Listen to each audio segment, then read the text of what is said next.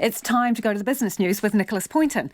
Nicholas, Consumer New Zealand wants the Commerce Commission to use its powers to investigate the supermarket industry. So first off, lots of consumers in there. The consumer, being the advocacy group, wants the government watchdog to have a snoop around the supermarket industry. Consumer New Zealand. So like that big study we saw into the retail fuel price that was conducted by the Commerce Commission, Consumer New Zealand wants a similar investigation into supermarkets. At the moment, we've got two major players. That is Progressives and Foodstuffs. And Consumer New Zealand, that's the advocacy group, they believe that the current setup isn't really delivering the result, isn't really meeting the needs of everyday consumers. And one of the examples it uses is that there tends to be so many specials on the same products all the time. And they say it raises the question that, are these discounts actually real? Are you actually paying for, when you're buying something on special, are you actually just paying the price it should be at all the time? And they use this specific example. They say they found at one particular New World, a loaf of Vogel's, a loaf of Ploughman's bakery bread, a loaf of Nature's fresh loaves were on special for 11 out of 12 weeks. Right. So they're basically saying, as you've put it, that that's the normal price you would pay. So they're not actually offering you a deal. They're just putting a sign up that makes you feel like you're getting a deal. Exactly. So that's what Consumer New Zealand, that's what they want the Commerce Commission to actually have a look at and begin to investigate. But there has already been some pushback. Business New Zealand says that any investigation has to meet a high threshold of concern, and they're hinting that at the moment there isn't much of a high threshold. They also say that a big investigation like this, it's expensive, it's extensive, and they say that generally it doesn't actually meet the needs of consumers. Hey, that's interesting. Just while you're talking, hold that thought. I reckon lots of listeners will have something to say about this. So 2101 on the text. Let us know if you think that the supermarkets need to be investigated, because they're basically telling us that there isn't a need for this kind of investigation. Yeah, so just going back to what Business New Zealand is saying, they say that, look, if the Commerce Commission wants to look into this, the first step they could take is just simply request information from the supermarkets.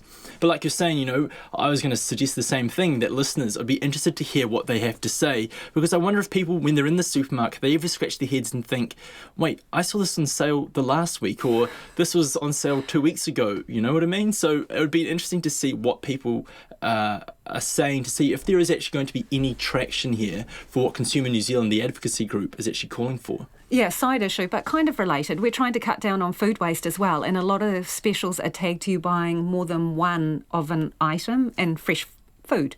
So I think that's an interesting dilemma as well. Okay, gold. One of our favourite topics, Nicholas. So gold is what, worth more and more? Yeah, look, I've been waiting to talk about this properly for a while now, and I've been mentioning a lot on the show, because there has been a precipitous rise in the value of gold since the pandemic first hit. For the year to date, the price of gold is actually up by 32%. It's really an unprecedented rise. And the main driver of this, the chief driver really, is that gold has always been considered a safe haven asset.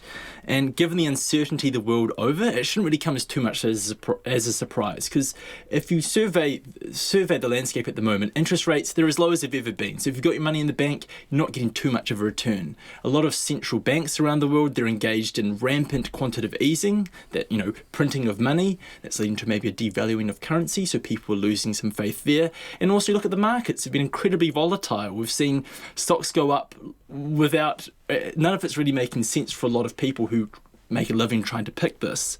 So for the people who do invest in gold, they're feeling very assured by the fact that their money, their wealth is tied up in something that's pretty stable, and more importantly, it's actually something that's tangible. You can actually hold it. That's part of the appeal here. That's part of its safe havenness, I guess.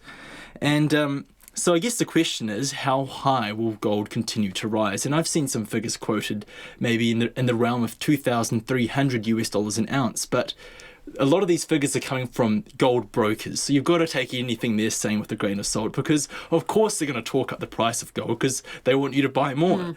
And I know with that, I'm kind of at risk now of sounding like this has been a kind of an advertisement for gold. So I should caution that, like any asset, it will fluctuate in price. It's not immune to the risks of any other investment.